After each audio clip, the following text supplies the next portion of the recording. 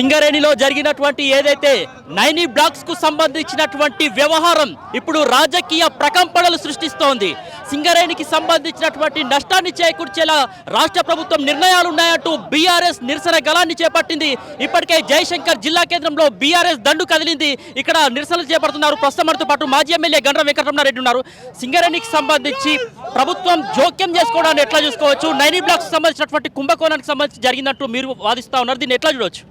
ఈరోజు కాంగ్రెస్ పార్టీ అధికారంలోకి వచ్చిన తర్వాత సింగరేణి కాలనీస్ను కాంగ్రెస్ పార్టీ నాయకుల యొక్క జేబు సంస్థలాగా వాడుకుంటున్నారు.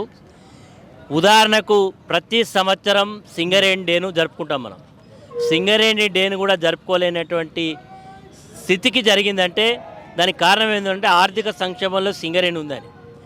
ప్రతి సంవత్సరం సింగరేణి డేను ఘనంగా జరుపుకుంటారు. అంటే సింగరేణి డేను జరుపుకోలేని వాళ్ళు ఫుట్బాల్ ఆటకు 10 కోట్ల రూపాయలు మరి ఆ అంతర్జాతీయ క్రీడాకారునికి ఇచ్చి ఈ ఎవడబ్బ సొమ్మని ఇచ్చిందని ప్రశ్నిస్తున్నాం. అదేవిధంగా సింగరేణికి గతంలోనే నైనీ బ్లాక్ను సింగరేణికి కేటాయింపు చేయడం జరిగింది. అందులో అత్యున్నతమైనటువంటి బొగ్గున్నది. ఆ బొగ్గు తీసి అమ్మడం వల్ల సింగరేణికి చాలా ఆర్థికంగా బలపడే అవకాశం ఉంటుంది. అలాంటి సింగరేణి నైనీ బ్లాక్ను కేసీఆర్ గారు అనేక సందర్భాల్లో దాన్ని ఒక రిజర్వ్ చేసుకుంటూ వచ్చింది. కానీ ఈరోజు రేవంత్ రెడ్డి బామ్మర్దికి ఆ కాంట్రాక్టును కట్టబెట్టేటువంటి కుట్ర చేసిందని మేము గతంలోనే ఆరోపణలు చేయడమే కాదు సాక్ష్యాధారాలతో నిరూపణ చేయడం. ఎప్పుడైనా ఒక బ్లాక్ టెండర్ వేసేటప్పుడు ఎవరి అయినా ఈరోజు భారతదేశంలో ఏ మూల నుంచైనా టెండర్ వేయచ్చు. కానీ వీళ్ళు కొత్త నిబంధనలు తెచ్చారు. ఆ బ్లాక్ను పోయి ఫిజికల్గా చూడాలి. ఆ ఫిజికల్గా చూసినట్టు సింగరేణి యాజమాన్యం సర్టిఫై చేయాలి.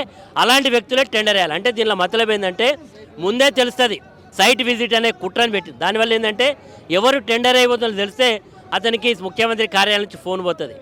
ఆ ఫోన్ పోవడం వల్ల అక్కడ టెండర్ని అడ్డుకునే ప్రయత్నం జరుగుతుంది. దానివల్ల వాళ్ళ ఇష్టంలో రేటు వేసుకోవచ్చు. వాళ్లకు దారాదత్తం చేసుకునేటువంటి కుట్ర చేస్తున్నారని కొన్ని పన్నుల దినపత్రికల్లో వార్తలు వచ్చినాయి.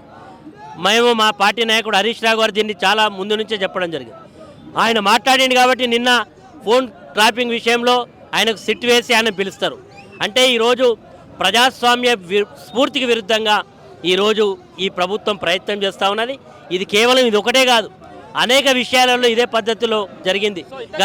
గతంలో చూసాము కాళేశ్వరం ప్రాజెక్టుకు సంబంధించి కావచ్చు, ఫోన్ ట్యాపింగ్ అంటూ మరోసారి ఈ కార్ రేసింగ్ సంబంధించి ఇవన్నీ కూడా డైవర్షన్ పాలిటిక్స్గా చెప్పుకోవచ్చా?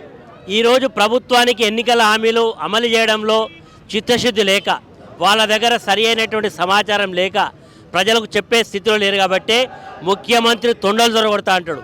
ముఖ్యమంత్రి ఎప్పుడు మాట్లాడినా కేసీఆర్ గారు ఉరిదీసిన బాగాలేదంటాడు. కేసీఆర్ గారు అవినీతి చేసినట్టు, విద్యుత్ కొనుగోలు మీద విచారణ అంటాడు, కాళేశ్వరం మీద విచారణ అంటాడు, ఫోన్ ట్రాపింగ్ విచారణ, ఈ కారు వీళ్ళకు 2 ఏళ్ళు అయిపోయింది, 24 నెలలు అయింది వీళ్ళ అధికారంలోకి వచ్చి. వీళ్ళ యొక్క కాల వ్యవధి అంతా కూడా ఇలాంటి డైవర్షన్ పాలిటిక్స్ చేస్తూ ఉన్నారు. పరిపాలన చేతగాని దద్దమ్మలు కాబట్టి ఇలాంటి చేస్తున్నారు. అవినీతి విలయతాండం చేస్తూ ఉన్నది. ఈరోజు మంత్రుల యొక్క వాటాల పంపకంలో బయటికి సరిగా లేదు కాబట్టే ఈరోజు మరి మంత్రి ఆర్ఎండ్బి మంత్రి దీన్ని ఆనాడు కాంగ్రెస్ పార్టీ పెద్దల దృష్టి కూడా తీసుకెళ్ళిండు.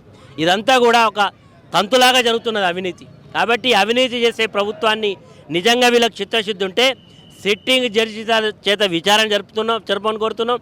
బీజేపీకి కూడా చిత్తశుద్ధి ఉంటే ఈ కేసును తక్షణమే సిబిఐ విచారణ చేపట్టి దోషులను కఠినంగా శిక్షించి న్యాయపరమైనటువంటి విషయంలో సరిగా వివరించాలని సందర్భంగా డిమాండ్. తాజాగా ఒక వార్త చూస్తున్నాం, కేంద్ర మంత్రి కిషన్ రెడ్డి కూడా దీనికి సంబంధించి ఒక ఎమర్జెన్సీ మీటింగ్ కూడా కండక్ట్ చేస్తున్నారు. సో అంటే మీరు దీనిపైన గలం విప్పడం వల్లే వారు కూడా దిగొస్తున్నారని చెప్పి ఎప్పుడైతే ప్రజల్లోకి విషయం వచ్చిందో మేము ప్రతిపక్ష పాత్ర పోషిస్తూ ఉన్నామో గత్యంతరం మీద మొదటి నుంచి చెప్తా ఉన్నాం, కాంగ్రెస్ పార్టీ బీజేపీ ఒక్కటే. ఈరోజు ఒక కైనుకు బొమ్మ బొరుసలాగా ఉన్నాయి ఇద్దరు కూడా, రాష్ట్రంలో వీళ్ళు కేంద్రంలో వాళ్ళు చీకటి దొంగలాగా కలిసి ఈరోజు అవినీతి చేస్తూ ఉన్నారని చెప్తున్నాం. ఈరోజు కోల్ మినిస్టర్ కూడా కిషన్ రెడ్డి గారే ఉన్నారు. కిషన్ రెడ్డి గారిని నిన్న ఓపెన్ లెటర్ హరీష్ రావు గారు రాసిల్లు, దాని మీద నిజంగా అనేక అంశాలను కూడా పొందుపరచడం జరిగింది. కాబట్టి ఇప్పటికైనా కిషన్ రెడ్డి గారు మీరు రేవంత్ రెడ్డిని రక్షించడానికి చేసేటువంటి ప్రయత్నాలను మానుకోండి, నిజాలను నిగ్గుదేల్చండి, అవినీతి చేసిన వాళ్ళను శిక్షించండి, ప్రజల పక్షాన ఉండండి, సింగరేణిని రక్షించండి.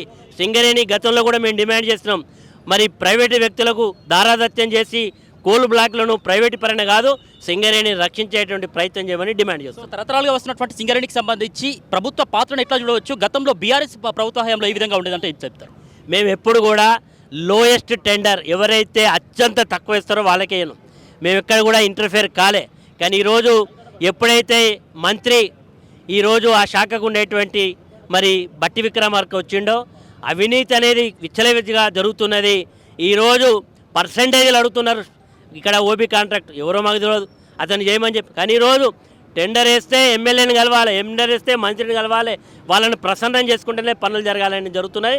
కాబట్టి ఈ అవినీతికి తావు లేకుండా సింగరేణి పరిరక్షించబడాలంటే ఈరోజు ఏదైతే సైడ్ విజిన్ అనే నిబంధనలు తొలగించి ఒక సింగరేణి 9 బ్లాక్ టెండరే కాదు అన్ని టెండర్లను రద్దు చేయాలి, న్యాయ విచారణ జరిపించాలి, దోషులను శిక్షించాలి, సింగరేణిని పరిరక్షించాలనే మా డిమాండ్. సో ప్రధానంగా ఫైనల్గా చెప్పండి, సీఎం రేవంత్ రెడ్డి కూడా ఒక సభలో మాట్లాడుకుంటే కావాల్సుకొని మా మంత్రుని బద్నాం చేసేటటువంటి కుట్రలు చేస్తున్నారని చెప్తా ఉన్నారు.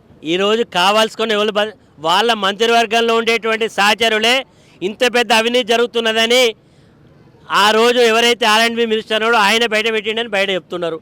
R&B మినిస్టర్ మీద మరి ఆయన అధికారులతో వివరించిన తీరని వాళ్ళే లీకులు ఇస్తున్నారు. ఈరోజు అంతా కూడా పంపకాల పంచాయతీ తప్ప ఏం లేదు. ఏది ఏమైనా అన్నీ కూడా నిజం నిలకడ మీద తెలుస్తుంది. ఈరోజు ఈ ప్రభుత్వం చేసే అవినీతి కావచ్చు, మంత్రులు చేసేటువంటి దుశ్చర్యలు కావచ్చు, ఏది కూడా ఆగదే. ప్రజాక్షేత్రంలో వీళ్ళ బట్టలు కూడా తీస్తాం. వీళ్ళు ఎన్ని కుట్రలు చేసినా, ఎన్ని రకాల భయపెట్టినా వీళ్ళ తాటాకు చప్పుళ్ళకి ఎవరు భయపడం. ప్రజల పక్షాన సింగరేణి పరిరక్షణకు మా పోరాటం కొనసాగుతుందని సందర్భంగా తెలంగాణ నేలకు సంబంధించి మున్సిపాలిటీ ఎన్నికల్లో కూడా కార్మికుల పాత్ర కూడా ఎంతో కీలకంగా మారబోతుంది. సో ఈ ప్రభుత్వానికి సంబంధించి వాళ్ళ ప్రభావం కూడా ఉండబోతుందని చెప్పుకోవచ్చు. దానికి సంబంధించి ఖచ్చితంగా ఇంత నిక్కుసిగ్గుగా అవినీతి చేస్తున్నప్పుడు సింగరేణి కార్మికులు ఇప్పటికే నిర్ణయానికి వచ్చిండ్రు. ఇప్పటికే వాళ్ళకు మెడికల్ బోర్డులో పూర్తిగా అన్యాయం జరుగుతుంది, వాళ్ళకు రావాల్సినటువంటి లాభాల బాటలో అన్యాయం జరుగుతుంది. కాబట్టి ఎప్పుడు ఈ ప్రభుత్వాన్ని బండకేసి కొడదామని చూస్తున్నారు. రేపు ఎప్పుడు ఎన్నికలు జరిగినా బండకేసి కొడతారు. ఈ ప్రభుత్వాన్ని లేకుండా ఇక్కడ ఉండేటువంటి మరి ఖచ్చితంగా మరి కాంగ్రెస్ పార్టీకి బుద్ధి చెప్పే విధంగా ప్రజా తీర్పు ఉండబోతా ఉంది. మొత్తానికి ఇది ఏదైతే ప్రభుత్వానికి సంబంధించి కుంభకోణాలపై ప్రశ్నించినప్పుడే ఏదైతే కాంగ్రెస్ ప్రభుత్వానికి సంబంధించి ఈ యొక్క విచారణలు గుర్తుకొస్తాయని చెప్తా ఉన్నారు. రాబోయేటటువంటి రోజుల్లో సింగరేణి పరిరక్షణ ధ్యేయంగా తమ పోరాటం ఎల్లవేళలా కొనసాగుతుందని చెప్తా ఉన్నారు. వీడియో జర్నలిస్ట్ అరవింద్తో సమీర్, RB న్యూస్.